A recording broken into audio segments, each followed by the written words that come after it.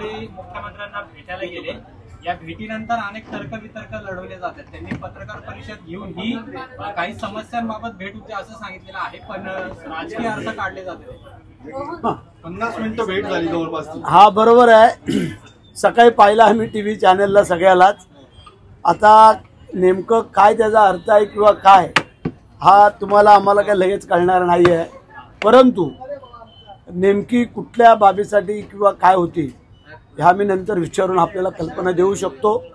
कारण कालच्या ह्या मुंबईमध्ये आलेल्या पाण्यामुळे किंवा महाराष्ट्रामध्ये इथं आलेल्या पुरामुळे किंवा इतर काही गोष्टीसाठी नेमकं ते विचारायला गेले होते का त्यांचं पर्सनली काय काम होतं त्यासाठी गेले होते का पुढच्या काय रणनीती आखण्यासाठी गेले होते हे आपल्याला आत्ताच कळणार नाही, परंतु 1-2 दिवसामध्ये कळेल। तुम्ही जी लाडकी बहीण योजना राबवलेली आहे त्याच्यामध्ये अनेक सरकारी कर्मचाऱ्यांनी त्याचा लाभ घेतला, आता ते समोर आलेलं आहे। सरकार आता त्यांच्यावर कारवाई करते, पण या सगळ्याला उशीर होतोय असं वाटत नाहीये का? तात्काळ कारवाई केली तर याचा जे मुख्य लाभ घेणाऱ्या महिला आहेत त्यांना याचा लाभ मिळू शकतो। जे अनावधाने झालेलं आहे, चुकून झालेलं तो भाग वेगळा आहे, परंतु ज्यांनी जाणून बुजून जर हा लाभ घेतलेला असेल तर ती चुकीची आहे आणि त्यांच्यावरती मग ती रितसर कारवाई होईल तो भाग वेगळा आहे। परंतु ज्या लाडक्या बहिणींचं जे दर महिन्याला आम्ही 1500 रुपये देतो ते कुठेही खंडित होणार नाही आहे, परंतु असे काही चुकीचे झालेले आहेत ते कमी कमी करत जे काही लाभापासून वंचित आहेत त्यांना त्याच्यामध्ये ऍड कसं करता येईल ते आम्ही पण उशीर नाही झाला काय? नाही कारवाईला उशीर म्हणजे आता एक एक गोष्ट बाहेर येते। आता बाहेर आल्यानंतर त्याची पूर्ण खात्री करणं गरजेचं आणि मग ते रिसर्च केलं। पालकमंत्री पदाचा वाद कधी मिटणार आहे? रायगडचा तुम्ही आता शांत झालेले दिसताय, आम्ही रायगडच्या मावळ्यात शांत होण्याचं काही कारण नाही आहे, परंतु संयमाने पण चालणं गरजेचं आहे। त्याप्रमाणे आम्ही चाललेलो आहोत। आमचा विश्वास आहे की आमचे मुख्यमंत्री आमचे उपमुख्यमंत्री हे निश्चितच त्याच्यावरती तुमच्या शिवसेनेमध्ये 2.5 वर्ष मंत्रिपद ठरलेलं आहे। तुमच्या मंत्रिपदाला आता जवळपास 1.25 वर्ष उलटून जाईल।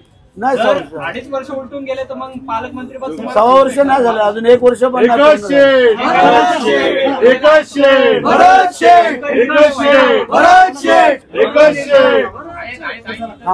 लवकर निर्णय व्हायला हवा असं वाटत नाही। सबुरी का फील मिठा होता है। काही गोष्टी सबुरीने चालाव्या लागतात।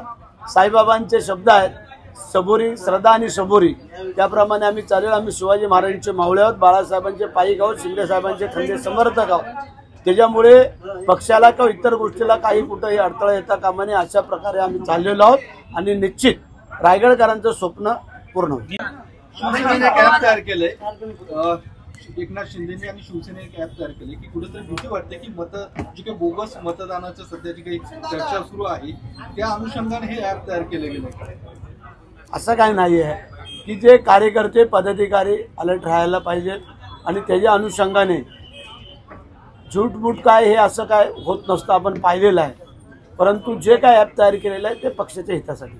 राजनाथ सिंग आणि फडणवीसांनी उद्धव ठाकरेंना फोन केलेला आहे।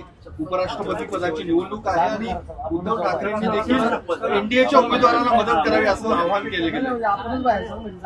असं काही कल्पना नाही आम्हाला। तुम्ही असं आवाहन करता उद्धव ठाकरेंनी त्यांनी देखील एनडीएच्या आमचे नेते आहेत ते करतील, आमचे नेते आहेत ते सांगतील।